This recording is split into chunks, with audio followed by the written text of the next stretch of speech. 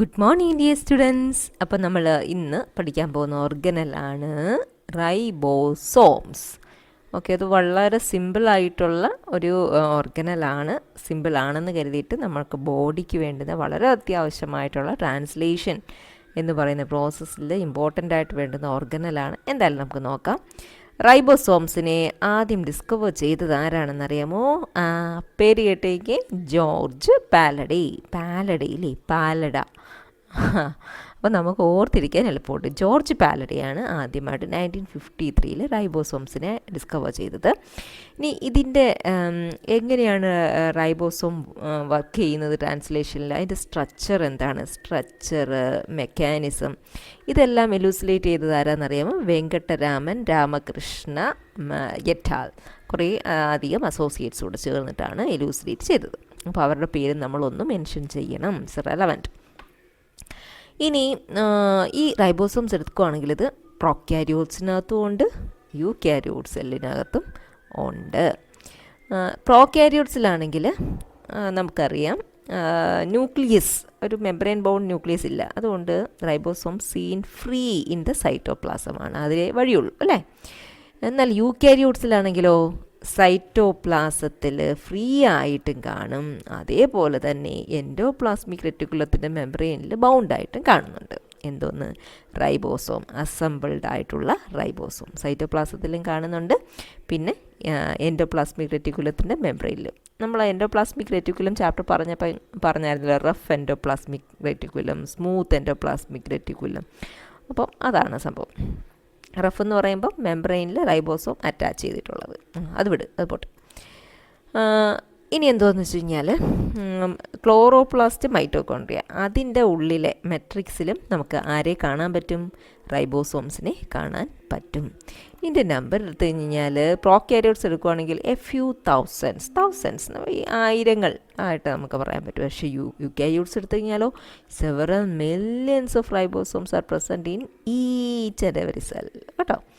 അപ്പോൾ ഇനിയൊരു നമ്മുടെ മമേലിയൻ കൾച്ചർ സെൽ എടുത്ത് വെച്ചെങ്കിൽ കൾച്ചർ ചെയ്ത ഒരു മമേലിയൻ സെൽ എടുത്തു കഴിഞ്ഞാൽ നോക്കി എത്രയാണ് അതിൻ്റെ amount? 10 million ribosomes per cell. So that about that number. ഇനി നമുക്ക് ടൈപ്സ് നോക്കാം. ടൈപ്സ് എന്ന് പറയുമ്പോഴത്തേക്ക് റൈബോസോംസിൻ്റെ ആദ്യം ഷേപ്പ് ഒന്ന് പറയാമല്ലോ. സ്പെറിക്കൽ പാർട്ടിക്കിൾസ് ആണ്. അതിൻ്റെ ഡയമീറ്റർ എന്ന് പറയുമ്പോൾ 23 നാനോമീറ്ററാണ് അതിൻ്റെ ഡയമീറ്റർ എന്ന് പറയുന്നത്. അപ്പം ഇതിനകത്തൊരു സ്മോൾ സബ് യൂണിറ്റും ഉണ്ട്, ഒരു ലാർജ് സബ് യൂണിറ്റ് ഉണ്ട്, small and large sub unit ഉണ്ട്. പിന്നെ ഇതിൻ്റെ മെഷർമെൻറ്റ്, അതിനെ മെഷർ ചെയ്യുന്നത് സ്വെഡ്ബർഗ് യൂണിറ്റിലാണ്. സ്വെഡ്ബർഗ് സെഡിമെൻറ്റേഷൻ കോഎഫിഷ്യൻറ്റ് എന്നൊക്കെ പറയും. സെഡിമെൻറ്റേഷൻ കോഎഫിഷ്യൻ്റ് എന്ന് പറഞ്ഞു കഴിഞ്ഞാൽ എന്തോന്ന് അറിയാമോ? സെൻട്രിഫ്യൂജ് ചെയ്യും, ഇതിനെ സെപ്പറേറ്റ് ചെയ്യും. അപ്പോൾ സെൻട്രിഫ്യൂജ് ചെയ്യുന്ന സമയത്ത് സെൻട്രിഫ്യൂജ് എന്ന് പറയുമ്പോൾ അറിയാലോ, ഇങ്ങനെ സെൻട്രലൊരു ആമുണ്ടായിരിക്കും, ചുറ്റും ടെസ്റ്റ് ട്യൂബിൽ ഇങ്ങനെ റൊട്ടേറ്റ് ചെയ്ത് അതിനകത്തുള്ള പാർട്ടിക്കിൾസിനെ സെപ്പറേറ്റ് ചെയ്യുക ത്രൂ റൊട്ടേഷൻ. അങ്ങനെ ഒരു അപ്പാരറ്റസ് ഉണ്ട് സെൻട്രിഫ്യൂജ്, നിങ്ങൾ പഠിച്ചിട്ടുണ്ടായിരിക്കും. ഓക്കെ, അപ്പം അങ്ങനെ ഇങ്ങനെ റൊട്ടേറ്റ് ചെയ്ത് സെപ്പറേറ്റ് ചെയ്യും. അങ്ങനെ റൊട്ടേറ്റ് ചെയ്യുന്ന സമയത്ത് ഇതിനകത്ത് ഉള്ള പാർട്ടിക്കിൾസ് ഇങ്ങനെ സെഡിമെൻറ്റ് ചെയ്യുന്നതിൻ്റെ റേറ്റ് ആണ് സെഡിമെൻറ്റേഷൻ കോഎഫിഷ്യൻ്റ് എന്ന് പറയുന്നത്. റേറ്റ് അപ്പോൾ നമുക്കറിയാം, ഭാരം കൂടുതലുള്ളത് പെട്ടെന്ന് സെഡിമെൻറ്റ് ചെയ്യത്തില്ലേ, ഭാരം കുറഞ്ഞത് വളരെ പതുക്കെ സെഡിമെൻറ്റ് ചെയ്യുള്ളൂ. അപ്പോൾ ഭാരം കൂടിയതിൻ്റെ സെഡിമെൻറ്റേഷൻ കോഎഫിഷ്യൻ, ആ വാല്യൂ എന്ന് പറയുന്നത് ഹൈ ആയിരിക്കും. അതൊക്കെ ഞാൻ ജസ്റ്റ് ഒന്ന് പറഞ്ഞതേ ഉള്ളൂ, മനസ്സിൽ വെക്കുക. എന്തായാലും ഇവിടെ എന്താ, റൈബോസോമിനെ മെഷർ ചെയ്യുന്നത് സ്വെഡ്ബർഗ് യൂണിറ്റ് എസ് വെച്ചിട്ടാണ്. ഓക്കെ, ഇതൊക്കെ ഞാൻ ചുമ്മാ നിങ്ങൾക്ക് അറിയാൻ വേണ്ടി പറഞ്ഞതേ ഉള്ളേ. ഇനി അതാണ് എസ് എന്ന് പറയുന്നത് sedimentation coefficient of the particle. എന്താണ് സെഡിമെൻറ്റേഷൻ കോഎഫിഷ്യൻ്റ് എന്ന് പറഞ്ഞു? റേറ്റ് ആണ്. പാർട്ടിക്കിൾ സെൻട്രിഫ്യൂജ് ചെയ്യുമ്പം ഇങ്ങനെ സെറ്റിൽ ചെയ്യുന്നതിൻ്റെ റേറ്റ്. ഭാരം കൂടിയത് പെട്ടെന്ന് സെറ്റിൽ ചെയ്യും, ഭാരം കുറഞ്ഞത് പതുക്കെ സെറ്റിൽ ചെയ്യും. ഇനി റൈബോസോംസിൻ്റെ ആ ടൈപ്പിലോട്ട് നമ്മൾ വരുവാണ്. പ്രോക്യാരിയോട്ടിക് റൈബോസോംസ് ഉണ്ട്, യൂക്യാരിയോട്ടിക് റൈബോസോംസ് ഉണ്ട്. ഓക്കെ, ഇത് റൈബോസോംസിൻ്റെ സ്മോൾ സബ് യൂണിറ്റിൻ്റെയും ലാർജ് സബ് യൂണിറ്റിൻ്റെയും രണ്ട് ഇമേജ് ആണേ. രണ്ട് വ്യൂ ആണെന്നേ ഉള്ളൂ. ഇത് രണ്ടും സ്മോൾ സബ് യൂണിറ്റാണ്, ഇത് രണ്ടും ലാർജ് സബ് യൂണിറ്റാണ്. പിന്നെ മൈറ്റോകോൺട്രിയൽ ആൻഡ് ക്ലോറോപ്ലാസ്റ്റ് റൈബോസോംസ്, അതുകൂടെ നമ്മൾ ജസ്റ്റ് ഒന്ന് മെൻഷൻ ചെയ്യണം, കാരണം അവിടെയും ഉള്ളതുകൊണ്ടേ. പ്രോകാരിയോട്ടിക് റൈബോസോംസ് എടുത്തു കഴിഞ്ഞാൽ യൂക്യാരിയോട്ടിനെ വെച്ച് നോക്കുമ്പം ഇത് സ്മോളറാണ്, വലിപ്പം കുറവാണ്. പിന്നെ ഇതിൻ്റെ സെഡിമെൻറ്റേഷൻ കോഎഫിഷ്യൻ അത് ഇമ്പോർട്ടൻ്റ് ആണ്, നോക്കിക്കോ 70s എന്ന് പറഞ്ഞാൽ അത് സെഡിമെൻറ്റ് ചെയ്യുന്നതിൻ്റെ റേറ്റ് 70s ആണ് കേട്ടോ.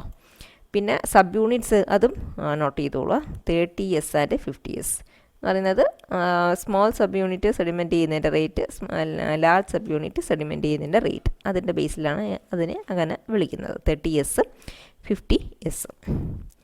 ഇനി യൂക്യാരിയോട്ടിക് റൈബോസോം നോക്കിക്കഴിഞ്ഞാലോ അതിൻ്റെ സെഡിമെൻറ്റേഷൻ കോഎഫിഷ്യൻ എന്ന് പറയുന്നത് 80s ആണ്.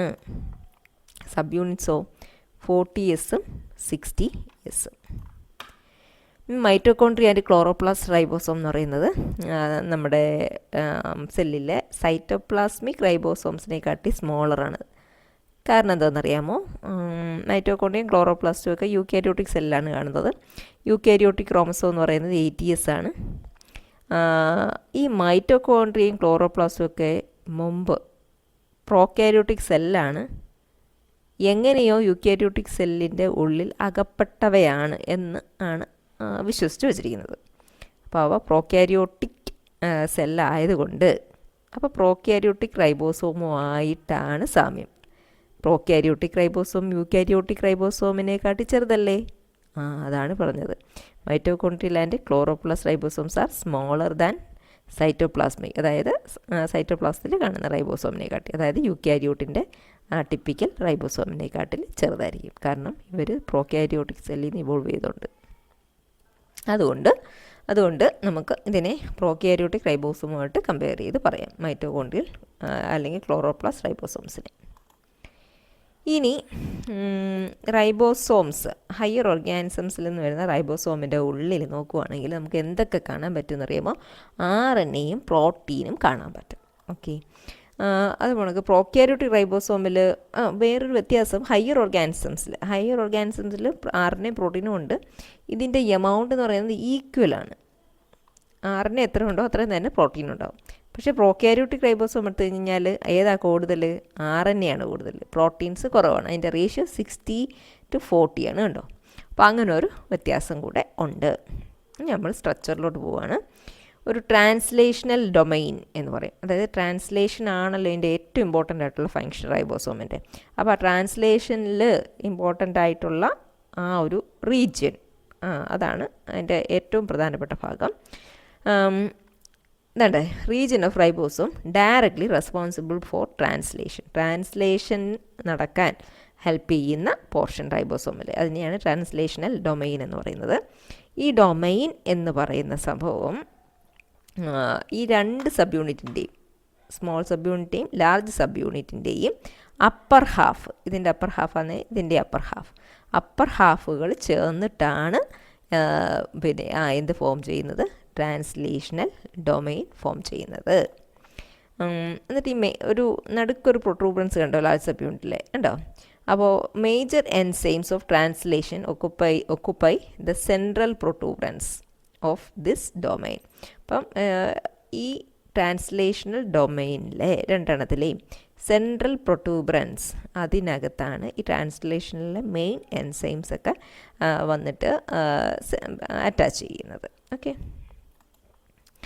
ഇനി ബൈൻഡിങ് സൈറ്റ്സ് ഉണ്ട്, കുറേ ഇമ്പോർട്ടൻ്റ് ആയിട്ടുള്ള ബൈൻഡിങ് സൈറ്റ്സ് ഉണ്ട്. അതിൻ്റെ പേരൊക്കെ നോക്കിയോ. ഫസ്റ്റ് ബൈൻഡിങ് സൈറ്റ് എന്ന് പറയുന്നത് A സൈറ്റാണ്. A സൈറ്റിനെ നമുക്ക് എന്തെന്നും പറയാം? അമിനോ അസൈൽ സൈറ്റ് എന്ന് പറയാം. എന്തോ ഈ അമിനോ അസൈൽ സൈറ്റിൻ്റെ പ്രത്യേകത? അമിനോ അസൈൽ tRNA എൻ്റർ ചെയ്യുന്ന പോയിൻ്റാണ് A സൈറ്റ് എന്ന് പറയുന്നത്. അമിനോ അസൈൽ tRNA എന്ന് പറഞ്ഞു കഴിഞ്ഞാൽ എന്തുവാണ്? ഇതിപ്പോൾ ഞാൻ ഉണ്ടോ ഒരു tRNA എന്ന് പറഞ്ഞാൽ അറിയാലോ, ട്രാൻസ്ഫർ ആർ എൻ എ ആണ് അമിനോ ആസിഡിനെ കൊണ്ടുവരുന്നത് എവിടോട്ട്? റൈബോസോമിൻ്റെ ഉള്ളിലേക്ക് അല്ലേ? എന്തുണ്ടാകാൻ വേണ്ടിയിട്ട്? പോളിപെപ്റ്റൈഡ് ഉണ്ടാവാൻ വേണ്ടി. അത്രയും, അങ്ങനെ മാത്രമേ ഞാൻ ഇപ്പോൾ പറയുന്നുള്ളൂ. നല്ല ഡീറ്റെയിൽ ആയിട്ടുള്ള ഒരു പ്രോസസ്സാണ്, അത്ര അറിഞ്ഞാൽ മതി. ഇങ്ങനെ അമിനോ ആസിഡുമായിട്ട് വരുന്ന tRNA പറയുന്നതാണ് അമിനോ അസൈൽ tRNA. അപ്പം അമിനോ അസൈൽ tRNA കയറി വരുന്നത് നമ്മുടെ വീട്ടിലോട്ടാകുമ്പം ആ കയറി വരുന്ന സ്ഥലം എന്ന് പറയില്ലേ, ഏതാ? ഹാൾ അല്ലേ? ഗസ്റ്റൊക്കെ വരുമ്പോൾ അങ്ങോട്ട് കയറി വരുന്ന സ്ഥലം, അതേ പോണക്ക് amino acyl T R N എയുടെ എൻട്രി പോയിൻ്റാണ് A site, amino acyl site. കണ്ടോ? അപ്പം ഈ amino acyl T R N എന്ന് പറഞ്ഞു കഴിഞ്ഞാൽ ഇറ്റ് ക്യാരി സ്പെസിഫിക് അമിനോ ആസിഡിനെ ക്യാരി ചെയ്തുകൊണ്ട് വരും. ഏതെങ്കിലും അമിനോ ആസിഡിനെയാണോ? അല്ല, നമ്മുടെ mRNA-യിലെ കോഡോൺ എന്ന് പറഞ്ഞാൽ നിങ്ങൾക്ക് അറിയോ, വിട്ടുകളെ, ഇപ്പം അതൊന്നും മനസ്സിലാക്കണ്ട. നമ്മുടെ mRNA-യിലെ മെസ്സേജിന് കറസ്പോണ്ടിങ് ആയിട്ടുള്ള അമിനോ ആസിഡിനെ ക്യാരി ചെയ്തുകൊണ്ട് വരുന്ന ടി ആർ എൻ എ, അത് എൻട്രി ചെയ്യുന്ന സൈറ്റാണ് എ സൈറ്റ്. അതും ഏതിനകത്ത്? റൈബോസോമിലെ ഒരു ബൈൻഡിങ് സൈറ്റാണ്. അപ്പോൾ ഇതാണ് എ സൈറ്റ് എന്ന് പറയുന്നത്. ഇവിടെ നമുക്ക് കാണാം, താണ്ട് നമ്മുടെ T R N A, amino ആസിഡുള്ള ടി ആർ എൻ എ വന്ന് ബൈൻഡ് ചെയ്തിട്ടുണ്ട്. അപ്പം അടുത്ത സൈറ്റ് എന്ന് പറയുന്നതാണ് പി സൈറ്റ്. പി സൈറ്റിൽ എന്താ കാണുന്നത്? നമുക്കൊരു മുത്തുമാല പോലെ കാണുന്നില്ലേ? ഇതെന്ന് പറയുന്നത് പോളിപെപ്റ്റൈഡ് ചെയിനാണ്. ഇതെല്ലാം അമിനോ ആസിഡ്സ് ആണ്. ഈ അമിനോ ആസിഡ്സിനെ തമ്മിൽ ഹോൾഡ് ചെയ്ത് വെച്ചേക്കുന്ന ബോണ്ടിൻ്റെ പേരൊന്ന് കേട്ടോ, പെപ്റ്റൈഡ് ബോണ്ട്.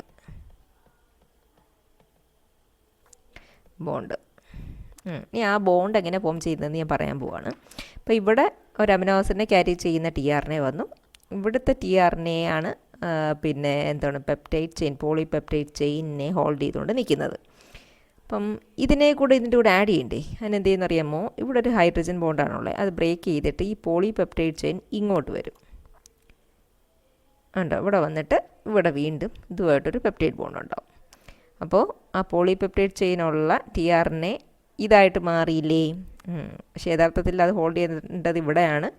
കൂടാതെ അടുത്ത 3 കോഡോണിനെ ഈ റൈബോസോമിന് വായിക്കുകയും വേണം. അപ്പോൾ അതിനെന്ത് ചെയ്യണം? ഇതിങ്ങോട്ട് മൂവ് ചെയ്യുമ്പോൾ എന്ത് പറ്റും? ഈ പോളിപെപ്റ്റൈഡ് ചെയിനിനെ ക്യാരി ചെയ്തേക്കുന്ന ടി ആർ എൻ എ ഇങ്ങോട്ട് വരും, ഈ ടി ആർ എൻ എ ഇങ്ങോട്ട് പോവും, ഇല്ലേ? ഇങ്ങോട്ട് വരും, അതായത് ഈ സൈറ്റിൽ വരും. എന്നിട്ട് ഇവിടെ ഇരിക്കുന്നത് പുറത്തേക്ക് റിലീസ് ചെയ്യും. ആ സൈറ്റിനെ കുറിച്ച് ഞാൻ പറയാൻ വരുന്നേ ഉള്ളൂ. അപ്പം നടക്കുന്നത് എന്താണെന്ന് നിങ്ങളെ മനസ്സിലാക്കി. ഈ റൈബോസോം ഇങ്ങോട്ട് മൂവ് ചെയ്തപ്പോൾ എന്ത് പറ്റി എന്നുള്ളതാണ്. അടുത്ത 3 കോഡോണിലേക്ക് ഇങ്ങോട്ട് മൂവ് ചെയ്തപ്പോൾ അല്ലേ, ഇതിവിടെ വരും, ഇത് ഇവിടെയും പോകുമല്ലോ, അല്ലേ? അപ്പോൾ ഇവിടെ ഇരുന്നതിന് എന്ത് പറ്റും? ഇവിടെ ഇരുന്നത് പുറത്തേക്ക് റിലീസ് ചെയ്യും. അങ്ങനെ പുറത്ത് പോകുന്ന സൈറ്റാണ് ഈ സൈറ്റ്. മനസ്സിലായോ? ഈ സൈറ്റിൽ ഇരിക്കുന്ന ആളെന്ന് പറയുന്നത് അയാളുടെ കയ്യിൽ ആ ഒരു പോളിപെപ്റ്റൈഡോ അമിനോ ആസിഡോ ഒന്നുമില്ലാത്ത deacylated T R N A എന്നൊക്കെ പറയും കേട്ടോ. അപ്പോൾ അതാണ് 3 സൈറ്റ്. എ സൈറ്റ് എന്ന് പറയുന്നത് പുതിയ അമിനോ ആസിഡിനെ കൊണ്ടുവരുന്ന T R N A bind ചെയ്യുന്നത്. പിന്നെ പി സൈറ്റ് എന്ന് പറയുന്നത് പോളിപെപ്റ്റൈഡ് ചെയിൻ ഹോൾഡ് ചെയ്യുന്ന T R N A bind ചെയ്യുന്നത്. പിന്നെ പെപ്റ്റൈഡ് ബോണ്ട് ഫോം ചെയ്യാൻ നേരത്തെ ഇങ്ങോട്ട് വരുന്നെങ്കിലും അടുത്ത സ്റ്റെപ്പിൽ ഇതിങ്ങോട്ട് മൂവ് ചെയ്യുമ്പോൾ വീണ്ടും ഈ പി സൈറ്റിൽ തന്നെ വരുന്നുണ്ട്. അതുകൊണ്ട് പി സൈറ്റ് എന്ന് പറഞ്ഞാൽ ഇത്രയും മനസ്സിലാക്കുക, പോളിപെപ്റ്റൈഡ് ചെയിൻ ക്യാരി ചെയ്യുന്ന T R N A bind ചെയ്യുന്ന സൈറ്റാണ് പി സൈറ്റ് എന്ന് പറയുന്നത്. ഈ സൈറ്റ് എന്ന് പറയുന്നത് ഒരു അമിനോ ആസിഡും ഒന്നും ഇല്ലാത്ത ഡി അസൈലേറ്റഡ് ആയിട്ടുള്ള ടി ആർ എൻ എ, പുറത്ത് പോകേണ്ട ടി ആർ എൻ എ ഇരിക്കുന്ന സൈറ്റാണ് ഈ സൈറ്റ്. അവിടുന്ന് അത് പിന്നെ പുറത്ത് പോകുന്നത് എന്തിനാണ്? വേറൊരു അമിനോ ആസിഡുമായിട്ട് വീണ്ടും എ സൈറ്റിൽ വരാൻ വേണ്ടിയിട്ട്. വളരെ ഡീറ്റെയിൽ ആയിട്ടുള്ള പ്രോസസ്സാണ്. ഇത്രയും സിമ്പിളായിട്ട് മനസ്സിലാക്കുക. അപ്പോൾ മനസ്സിലായല്ലോ ഏതൊക്കെ site? A site, P site, E site. A site പുതിയ അമിനോ ആസിഡിനെ കൊണ്ടുവരുന്ന ടി ആർ എൻ എ കയറി വരുന്നത്. പി സൈറ്റ് എന്ന് പറയുന്നത് പോളിപെപ്റ്റൈഡ് ചെയിൻ ഹോൾഡ് ചെയ്തേക്കുന്ന ടി ആർ എൻ എ വന്ന് ബൈൻഡ് ചെയ്യുന്നത്. ഈ എന്ന് പറയുന്നത് അമിനോ ആസിഡെല്ലാം നഷ്ടപ്പെട്ടു പോയ ടി ആർ എൻ എ ഇരിക്കുന്ന സൈറ്റ്. അവിടുന്ന് അത് പിന്നെ ഇറങ്ങി പൊയ്ക്കോളും റൈബോസോമിൽ നിന്ന്. From here the DNA exits the ribosome to be recharged with another amino acid. ഇനി നമ്മൾ കാണാൻ പോകുന്നത് റൈബോസോം ഓർഗനൈസ് എന്ന് പറയുമ്പം സ്മോൾ സബ് യൂണിറ്റും ലാർജ് സബ് യൂണിറ്റും കൂടി തമ്മിൽ ഓർഗനൈസ് ചെയ്യാൻ സഹായിക്കുന്ന ഫാക്ടേഴ്സ് എന്തൊക്കെയാണെന്ന്. മഗ്നീഷ്യം അയോൺസ് ഉണ്ടെങ്കിൽ മാത്രമേ ഈ 2 സബ് യൂണിറ്റ്സും കൂടെ ഒന്നിച്ച് നിന്നാൽ മാത്രമേ ട്രാൻസ്ലേഷൻ നടക്കുകയുള്ളൂ. അപ്പം ഇമ്പോർട്ടൻ്റ് ആണ്? മഗ്നീഷ്യം അയോൺസ് ഇമ്പോർട്ടൻ്റ് അല്ലേ? ആണ്. അപ്പോൾ ഈ മഗ്നീഷ്യം അയോണിൻ്റെ ലെവൽ കുറഞ്ഞു കഴിഞ്ഞാൽ അപ്പോഴേ ഈ ലാർജ് സബ് യൂണിറ്റും തമ്മിൽ സെപ്പറേറ്റ് ആവും. മനസ്സിലായോ? അപ്പോൾ ദാറ്റ്സ് വെരി ഇമ്പോർട്ടൻറ്റ്. നമുക്ക് കോമ്പോസിഷൻ. ഈ പ്രോക്യാരിയോട്ടിക് റൈബോസോമിൻ്റെ ഉള്ളിൽ എന്തുണ്ട്, അതിനകത്ത് എന്തുണ്ട് അല്ലേ? നോക്കി. അപ്പോൾ ലാർജ് സബ് യൂണിറ്റ് എടുത്തു. പ്രോക്യാരിയോട്ടിൻ്റെത് ലാർജ് സബ് യൂണിറ്റിൻ്റെത് സെഡിമെൻറ്റേഷൻ കോഎഫിഷ്യൻറ്റ് 50 ആണ്. അതുകൊണ്ടാണ് 50s എന്ന് പറയുന്നത്. ഇതിനകത്ത് RNAs ഉണ്ട്. RNAകൾ ഏതൊക്കെയാണെന്നുള്ളതാണ് ആദ്യം നമ്മൾ പറയാൻ പോകുന്നത്. 23S, അതായത് സെഡിമെൻറ്റേഷൻ കോഎഫിഷ്യൻറ്റ് 23 ഉള്ള ഒരു RNA ആണ് പ്രോക്യാരിയോട്ടിക് റൈബോസോമിൻ്റെ 50Sനകത്ത് ഉള്ളത്. അപ്പോൾ ഇതിൻ്റെ വെയിറ്റ് എത്രയുണ്ടെന്ന് വെച്ച് കഴിഞ്ഞാൽ 1.1 മില്യൺ ഡാൾട്ടൺ ആണുള്ളത്. അതിനകത്ത് എത്ര ന്യൂക്ലിയോട്ടൈഡ് ഉണ്ടെന്ന് വെച്ച് കഴിഞ്ഞാൽ 3000 ന്യൂക്ലിയോട്ടൈഡ്സും ഉണ്ട്. ഇനി വേറൊരു RNA ഉണ്ട് പ്രോക്യാരിയോട്ടിക്കിനകത്ത്, പ്രോക്യാരിയോട്ടിൻ്റെ ഈ ലാർജ് സബ് യൂണിറ്റിൽ. അതേതാ? 5S RNA ആണുള്ളത്. ഈ RNAകളെ റൈബോസോമിനകത്തുള്ള RNAക്ക് നമ്മൾ എങ്ങനെ പറയുന്നത് അറിയുമ്പോൾ ഒരു ആറൂടെ ചേർത്ത് പറയും, റൈബോസോമൽ RNA, RNA. നിങ്ങൾക്ക് അറിവിലേക്ക് പറഞ്ഞതേ ഉള്ളൂ. അപ്പോൾ 5S എന്ന് പറയുന്ന ഒരു RNA ഉണ്ട്, 23S എന്ന് പറയുന്ന RNA ഉണ്ട്. ഈ 5Sന് എത്ര വെയിറ്റ് ഉണ്ട്? 4000 ഡാൾട്ടൺ ആണുള്ളത്. അതിനകത്ത് എത്ര ന്യൂക്ലിയോട്ടൈഡ് ഉണ്ട്? 120 ന്യൂക്ലിയോട്ടൈഡ്സും ഉണ്ട്. ഇനി നമുക്ക് 30S ഉള്ള സ്മോൾ സബ് യൂണിറ്റ് എടുക്കാം. സ്മോൾ സബ് യൂണിറ്റിനകത്ത് ഉള്ള RNA എന്ന് പറയുന്നത് 16S RNA ആണുള്ളത്. അതിൻ്റെ വെയിറ്റ് എന്ന് പറയുന്നത് 0.55 ഡാൾട്ടൺ ആണ്. അതിനകത്ത് എത്ര ന്യൂക്ലിയോട്ടൈഡ് ഉണ്ടെന്ന് വെച്ച് കഴിഞ്ഞാൽ 1540 ന്യൂക്ലിയോട്ടൈഡ്സ് ഉണ്ട്. അപ്പോൾ RNAയുടെ കാര്യം കഴിഞ്ഞു. അപ്പോൾ നമുക്ക് മനസ്സിലായി ഈ രണ്ട് സബ് യൂണിറ്റിനകത്തും എന്തൊക്കെയോ ചില RNAs ഉണ്ട്. ഏതൊക്കെയാണ്? 50Sൽ 23Sഉം 5Sഉം ഉണ്ട്. പിന്നെ 30Sനകത്ത് 16S മാത്രമേ ഉള്ളൂ. ഇനി പ്രോട്ടീൻ കമ്പോണൻസ് ഏതൊക്കെയുണ്ടെന്ന് നോക്കി. 54 ഡിഫറെൻറ്റ് ടൈപ്സ് ഓഫ് പ്രോട്ടീൻസ് ഉണ്ട് ഈ സ്മോൾ സബ് യൂണിറ്റിലും ലാർജ് സബ് യൂണിറ്റിലൂടെ ചേർത്തിട്ട്. അപ്പോൾ ഇനി ഈ ലാർജ് സബ് യൂണിറ്റിൽ എത്ര ഉണ്ട്? 34. സ്മോൾ സബ് യൂണിറ്റിൽ എത്ര ഉണ്ട്? 21. അപ്പോൾ ഇതിലൂടെ രണ്ടും കൂടെ കൂട്ടുമ്പം എത്രയാണ് വരുന്നത്? 54 അല്ലല്ലോ, 55 ആണല്ലോ. അതെന്താ അങ്ങനെ? അതിൻ്റെ കാരണം വെച്ച് കഴിഞ്ഞാൽ ഒരു പ്രോട്ടീൻ, ഈ 54നകത്ത് ഒരു പ്രോട്ടീൻ ഈ രണ്ട് സബ് യൂണിറ്റിലും കോമൺ ആണ്. കാരണം രണ്ടെണ്ണത്തിനകത്തും ഉണ്ട്. അപ്പോൾ അത് നമ്മൾ കുറച്ച് മൊത്തത്തിൽ പറയുമ്പോൾ പറയത്തുള്ളൂ. അതുകൊണ്ടാണ് ആ ഒരു നമ്പർ വ്യത്യാസം. ഇപ്പോൾ പ്രോക്യാരിയോട്ടിൻ്റെ കഴിഞ്ഞു. ഇനി നമുക്ക് യൂക്യാരിയോട്ടിൻ്റെ ഇത് നമുക്ക് പറയാം. പ്രോക്യാരിയോട്ടിൻ്റെ റൈബോസോമിനെക്കാട്ടിലും വലുതാണ് യൂക്യാരിയോട്ടിക് റൈബോസോം. 80S അല്ലായിരുന്നു. അപ്പോൾ രണ്ട് ടൈപ്പുണ്ട്, ഫ്രീ ആയിട്ട് കാണുന്നത് കൊണ്ട്. അതേപോലെ എൻഡോപ്ലാസ്മിക് റെറ്റിക്കുലത്തിൻ്റെ മെംബ്രെയിനി ബൗണ്ട് ചെയ്തിരിക്കുന്ന ടൈപ്പുള്ള റൈബോസോംസും ഉണ്ട് യൂക്യാരിയോട്സിൽ. സബ് യൂണിറ്റ്സ് 40Sഉം 60Sഉം ആണ്. അപ്പോൾ നമുക്ക് നോക്കാം അതിൻ്റെ സെഡിമെൻറ്റേഷൻ കോഎഫിഷ്യൻറ്റ് 80. ഇതൊക്കെ നമ്മൾ പറഞ്ഞ കാര്യമാണ് അല്ലേ. ലാർജ് സബ് യൂണിറ്റ്, അതായത് 60Sനകത്ത് എന്തൊക്കെയാണ് ഉള്ളത്? അതിനകത്തും RNA ഉണ്ട്. ഏത് RNA ആണുള്ളത്? 28S RNA ഉണ്ട്, 5.8S ഉണ്ട്, അതേപോലെ 5S, 3 RNA. മറ്റേതിൽ ലാർജ് സബ് യൂണിറ്റിൽ ഏതൊക്കെയായിരുന്നു ഉള്ളത്? 23Sഉം പിന്നെ 5Sഉം ആയിരുന്നുള്ളത് അല്ലേ. അതിൻ്റെ കേസിൽ ലാർജ് സബ് യൂണിറ്റിൽ ഇതിലാണെങ്കിൽ 3 വരുന്നുണ്ട്, 28S, 5.8S, 5S. Small sub unit എന്ന് പറയുന്നത് 40S. അതിനകത്തോ? അതിനകത്ത് വരുന്നത് 18S എന്ന് പറയുന്ന ഒരു RNA മാത്രമേ ഉള്ളൂ. അപ്പം ഇതാണ് RNA കണ്ടൻറ്റ് റൈബോസോമിലെ ലാർജ് സബ് യൂണിറ്റിലെ സ്മോൾ സബ് പ്രോട്ടീൻസിലെയും. ഇനി പ്രോട്ടീൻസ് എത്രയുണ്ട്?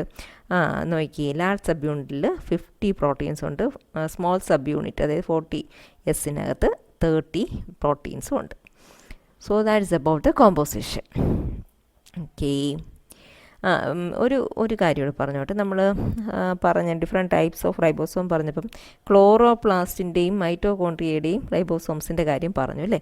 അപ്പം അതിനെക്കുറിച്ച് ഇനി എടുത്ത് പറയേണ്ട കാര്യമില്ല. ഇതിൻ്റെ കോമ്പോസിഷൻ എല്ലാം പ്രോക്യാരിയോട്ടിക് റൈബോസോമിൻ്റെ തന്നെയാണ്. ഓക്കെ, ഇനി നമ്മൾ പോകുന്നത് അടുത്ത് പോളി റൈബോസോം. ഇത് പലപ്പോഴും 2 മാർക്കിനും 1 മാർക്കിനും ഒക്കെ ചോദിച്ചിട്ടുള്ളതാണ്. Polyribosome otherwise called polysome. അതിൻ്റെ ഡെഫിനിഷൻ എന്താണെന്ന് വെച്ച് കഴിഞ്ഞാൽ, പോളി റൈബോസോം എന്ന് പറഞ്ഞു കഴിഞ്ഞാൽ എന്താണെന്ന് നോക്കി, ആ ഡെഫിനിഷൻ അങ്ങോട്ട് നോക്കി. It's a structure consist of multiple ribosome simultaneously attach to a single strand of messenger RNA. ഇപ്പോൾ ഒരു സിംഗിൾ സ്റ്റാൻഡ് ഓഫ് മെസ്സഞ്ചർ RNAയിൽ കണ്ടോണേ കുറേ സ്ട്രക്ചർ ഓഫ് റൈബോസോംസ് ഇങ്ങനെ അറ്റാച്ച് ചെയ്തിട്ടാണ്. ആ ഒരു സ്ട്രക്ചറിനെയാണ് നമ്മളെന്ന് പറയുന്നത് പോളി റൈബോസോം. കേട്ടോ, structure consist of multiple ribosome simultaneously ഒരേ സമയത്ത് അറ്റാച്ച് ചെയ്യുന്നു to a single strand of mRNA. ഇവരെല്ലാം ആക്റ്റീവായിട്ട് ട്രാൻസ്ലേഷൻ ചെയ്തുകൊണ്ടും ഇരിക്കുമായിരിക്കും. മനസ്സിലായോ? അങ്ങനെയുള്ളതിനെയാണ് പോളി റൈബോസോം എന്ന് പറയുന്നത്. അപ്പം ആ ഓരോ റൈബോസോമിൻ തമ്മിലുള്ള ഡിസ്റ്റൻസ് ഈ ഡിസ്റ്റൻസ് എത്രയാണ് ആയിരിക്കും? ഒരു അപ്രോക്സിമേറ്റ്ലി പറയുവാണെങ്കിൽ 80 ന്യൂക്ലിയോടൈഡ്സ് എന്ന് പറയാം. അത് വേരി ചെയ്യും ചെറുതായിട്ടൊക്കെ കേട്ടോ. അപ്പം ഒരു റൈബോസോം ഒരു mRNA ബൈൻഡ് ചെയ്ത് ഒരു 80 ന്യൂക്ലിയോടൈഡ്സ് ആവുമ്പോഴാണ് 80 ന്യൂക്ലിയോടൈഡ്സിനെ ട്രാൻസ്ലേറ്റ് ചെയ്ത് കഴിയുമ്പോഴാണ് അടുത്ത റൈബോസോം വന്ന് ബൈൻഡ് ചെയ്യുന്നത്. ഇതും അങ്ങോട്ട് പോയി ട്രാൻസ്ലേറ്റ് ചെയ്ത് ഒരു 80 ന്യൂക്ലിയോടൈഡ് ആയി കഴിയുമ്പോൾ അടുത്തത് വന്ന് ബൈൻഡ് ചെയ്യും. അങ്ങനെയാണ് ഒരു ചെയിനായിട്ട് റൈബോസോം mRNA ബൈൻഡ് ചെയ്തിരിക്കും. ആ ഒരു സ്ട്രക്ചറിനെ പോളി റൈബോസോം എന്ന് പറയാം. ഇനി എന്തായിരിക്കും അതിൻ്റെ പർപ്പസ് എന്ന് പറയുന്നത്? ഇപ്പോൾ നമ്മൾ കണ്ടില്ലേ, ഇപ്പോൾ ഒരു പർട്ടിക്കുലർ mRNA, ഈ mRNA നിന്നുണ്ടാവുന്ന പ്രോട്ടീൻ, ഈ പ്രോട്ടീൻ ഒരുപാട് ഡിമാൻഡിങ് ആണ് വെച്ച് കഴിഞ്ഞാൽ ഒരുപാട് ആവശ്യമുള്ളതാണെങ്കിൽ അത്രയും ഉണ്ടാകണ്ടേ. അപ്പം അത്രയും റൗണ്ട്സ് ഓഫ് ട്രാൻസ്ലേഷൻ ഈ പർട്ടിക്കുലർ mRNAയുടേത് ഒരേ സമയത്ത് നടക്കേണ്ടത് കൊണ്ടാണ്, ഇൻക്രീസ് ചെയ്യാൻ വേണ്ടി അതിൻ്റെ എന്താണ് റൗണ്ട്സ് ഓഫ് ട്രാൻസ്ലേഷൻ. അപ്പോൾ അതിന് വേണ്ടിയിട്ടാണ് ഇത്രയും റൈബോസോം ഒന്നിച്ച് ഒരെണ്ണത്തിൽ പോയി ബൈൻഡ് ചെയ്യുന്നത്. To increase the efficacy of protein synthesis of the mRNA in demand. ഇനി റൈബോസോമിൻ്റെ ഫങ്ഷൻസ് പറഞ്ഞേ. പ്രോട്ടീൻ സിന്തസിസിൽ ട്രാൻസ്ലേഷൻ, അതാണ് ഏറ്റവും എടുത്തു പറയേണ്ട ഫങ്ഷൻ. പിന്നെ റൈബോസൈം, അതെന്ന് വെച്ച് കഴിഞ്ഞാൽ നമ്മൾ കണ്ടില്ലോ, ഈ ട്രാൻസ്ലേഷനിൽ ഒരു അമിനോ ആസിഡ് അടുത്ത അമിനോ ആസിഡായിട്ട് ചേർക്കുന്ന ബോണ്ടിൻ്റെ പേരെന്തുവാണ്? Peptide bond. Peptide bond form ചെയ്യാൻ സഹായിക്കുന്ന ഒരു എൻസൈമുണ്ട്, പെപ്റ്റിഡൈൽ ട്രാൻസ്ഫറേസ്. ആ പെപ്റ്റിഡൈൽ ട്രാൻസ്ഫറേസ് എന്ന് പറയുന്നത് ഒരു RNA ആണ്. എവിടെയുള്ള RNA? റൈബോസോമിൻ്റെ സബ് യൂണിറ്റിലുള്ള RNA ആണ് ആ പെപ്റ്റിഡൈൽ ട്രാൻസ്ഫറേസ് ചെയ്യുന്നത്. അങ്ങനെ എൻസൈമാറ്റിക് ആക്ടിവിറ്റി കാണിക്കുന്ന RNA പറയുന്ന പേരാണ് റൈബോസൈം. അങ്ങനത്തെ ഒരു റൈബോസൈം ഇതിനകത്തുണ്ട്, റൈബോസോം. അപ്പം റൈബോസൈം ആക്ടിവിറ്റി ഇതിൻ്റെ ഒരു ഫങ്ഷനായിട്ട് നമുക്ക് പറയാം. one of the RNA present in the ribosome has the peptidyl transferase activity to form peptide bond between amino acids. Amino ആസിഡിൻ്റെ ഇടയ്ക്ക് പെപ്റ്റൈഡ് ബോണ്ട് ഫോം ചെയ്യാൻ സഹായിക്കുന്ന പെപ്റ്റിഡൈൽ ട്രാൻസ്ഫറേസ് ചെയ്യുന്ന ഒരു RNA റൈബോസോമിൻ്റെ ഉള്ളിൽ ഉണ്ട്. അപ്പം ഇത്രയുമാണ് റൈബോസോമിനെ കുറിച്ച്. ഇതെല്ലാം മനസ്സിലായെന്ന് കരുതുന്നു. അപ്പോൾ we can wind up the section. Thank you.